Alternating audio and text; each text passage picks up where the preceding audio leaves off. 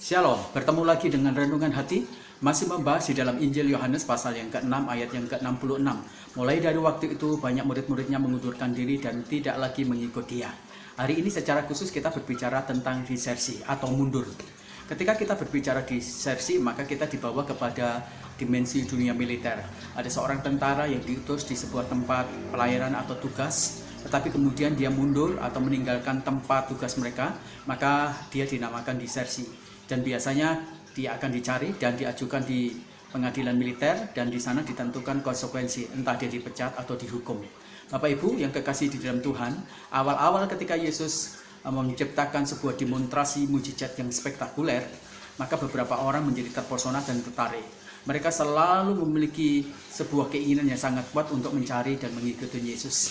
Tetapi waktu membuktikan, ketika Yesus tidak seperti yang mereka gambarkan dan Yesus tidak seperti yang mereka pikirkan, akhirnya mereka menolak Yesus, mereka meninggalkan Yesus, dan mereka mundur dan disersi dari iman mereka. Pertanyaannya adalah, mengapa seringkali ada begitu banyak orang-orang Kristen yang mundur dari imannya kepada Kristus Yesus? Mereka menjadi disersi.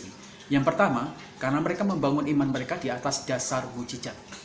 Mujizat merupakan sesuatu yang baik. Mujizat merupakan pintu awal bagi kita semuanya untuk kita mencari dan mendekat Yesus.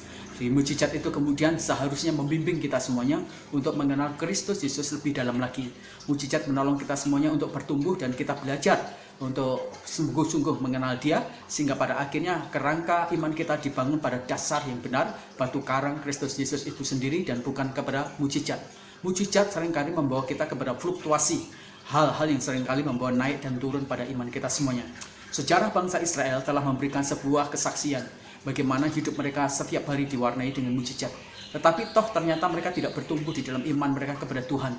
Justru mereka menjadi pemberontak, penggerutu, dan mereka menjadi orang-orang yang suka mengeluh. Dan mereka seringkali melawan Tuhan. Bukankah mujizat terjadi dalam hidup mereka? Justru karena mujizat yang terjadi dalam hidup mereka, mujizat dianggap hak. Jadi Tuhan harus memenuhi semua yang mereka inginkan dengan cara-cara melakukan mujizat. Itu sebabnya ketika kita mendasarkan iman kita kepada mujizat, maka kita pasti akan memiliki kerapuhan iman dalam hidup kita semuanya. Yesus tidak datang ke dunia ini hanya untuk pamer mujizat. Yesus tidak datang ke dunia ini untuk pamer kuasa. Tidak. Yesus datang ke dunia ini untuk menyelamatkan kita semuanya, untuk menebus dosa kita semuanya, menggenapi sebuah nubuat bahwa Dia mati menggantikan kita semuanya menjadi tumbal untuk menebus dosa kita, menyelamatkan kita dari dosa dan belenggu kuasa kegelapan. Dan Bapak Ibu yang kekasih dalam Tuhan, kalau kita membaca di dalam Kisah Rasul awal-awal, kita mendapatkan memang di sana diwarnai begitu banyak mujizat. Tetapi pertengahannya kita bisa mendapatkan bahwa tidak banyak mujizat. Kenapa? Karena orang Kristen mereka bukan berdiri lagi, mereka tidak lagi membangun imannya kepada mujizat, tetapi membangun imannya pada pengenalan akan Kristus. Sekalipun mereka menghadapi aniaya, penderitaan, mereka dikucilkan, mereka dicari-cari, mereka menjadi miskin, mereka menjadi nomaden karena mereka percaya sama Tuhan. Tetapi tidak membuat mereka menjadi undur, tidak membuat mereka mundur atau disersi atau meninggalkan Kristus. Justru mereka makin kuat luar biasa mengikuti Yesus. Salah satu tokoh gereja, Polikarpus dari Smyrna, dia berkata demikian, tanda orang Kristen yang tidak bertumbuh adalah mendasarkan imannya itu kepada mujizat, sesuatu yang spektakuler. Dan satu saat ketika datang hal-hal yang tidak baik dalam hidup mereka, maka mereka cepat meninggalkan Tuhan dan mereka cepat berpaling dari Tuhan, mundur dan tidak mengikuti Tuhan lagi. Siapa tidak kenal Polikarpus? Seorang yang sangat martir bagi Kristus. Di detik-detik akhir apapun juga, dia tetap memegang teguh imannya kepada Kristus. Yang kedua, mengapa kita orang Kristen itu suka disersi dan meninggalkan Tuhan? Yang kedua, karena harapan-harapan yang tidak tercapai. Beberapa orang-orang mereka ketika mengikuti Yesus, mereka berharap akan melihat lagi Yesus mendemonstrasikan mujizat dan membuat lagi kebutuhan-kebutuhan perut mereka tercukupi.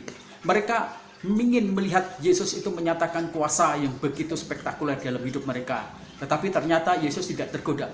Yesus tidak memamerkan kuasanya. Yesus tidak lagi mendemonstrasikan mujizat dan membuat lagi sebuah hal-hal yang ajaib di hadapan mereka semuanya.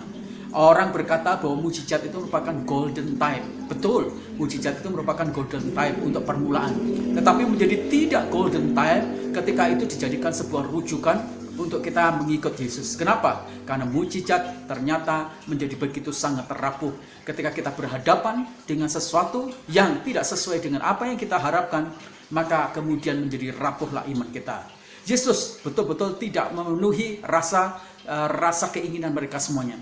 Dan ingin saya katakan satu kebenaran, bahwa Yesus bukanlah pemuas rasa apapun juga di dalam hidup kita semuanya. Dia berdaulat untuk tidak disetir atas hidup kita semuanya. Dia tidak bisa diperkosa dengan kepentingan dan kebutuhan kita semuanya. Dia tidak bisa diperkosa oleh karena kita melayani dia. Dia tidak bisa kemudian ditaklukkan atau disetir oleh karena kita merasa begitu berdoa dan berpuasa. Tidak bisa. Yesus itu berdaulat. Itu sebabnya kenapa banyak orang-orang Kristen mundur, karena mereka merasa harapannya tidak tercapai. Mereka mengukur standar dari apa yang mereka bangun, bahwa Yesus harus ikut keinginan mereka. Jadi kalau mereka memiliki sebuah kebutuhan, mereka berharap Yesus melakukan seperti yang mereka inginkan. Yesus harus melakukan seperti yang mereka pikirkan dalam rancangan mereka. Tetapi ternyata realitasnya Yesus tidak melakukan seperti yang mereka harapkan. Yang ketiga, mengapa begitu banyak orang-orang yang mundur atau disersi dari iman mereka kepada Yesus? Karena mereka menjadi kecewa. Yesus menampilkan sosok yang berbeda, yang tidak seperti permulaan ketika orang-orang itu bertemu Yesus. Awal-awalnya Yesus memiliki perkataan yang lemah lembut, menghibur, memberi kekuatan. Tetapi ternyata pada pertemuan kali ini, Yesus itu berkata begitu keras luar biasa. Dalam bahasa aslinya, Yesus berkata kasar, sesuatu yang tidak pantas diucapkan. Tetapi itulah yang kemudian menjadi sesuatu yang diujikan Kristus kepada orang banyak itu. Dan ketika orang banyak itu melihat Yesus ternyata berkata keras, berkata kasar kepada mereka semuanya, mereka menjadi kecewa.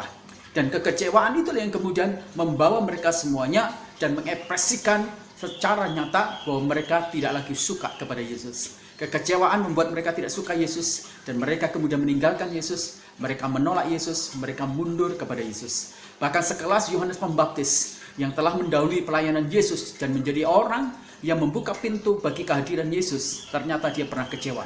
Ketika dia masuk di penjara dan dia tidak mendapatkan sebuah pertolongan dari kuasa mujizat Yesus, dia menjadi kecewa. Tetapi Yesus kemudian meneguhkan dia. Dan Yesus berkata, berbahagialah orang yang tidak kecewa dan menolak aku.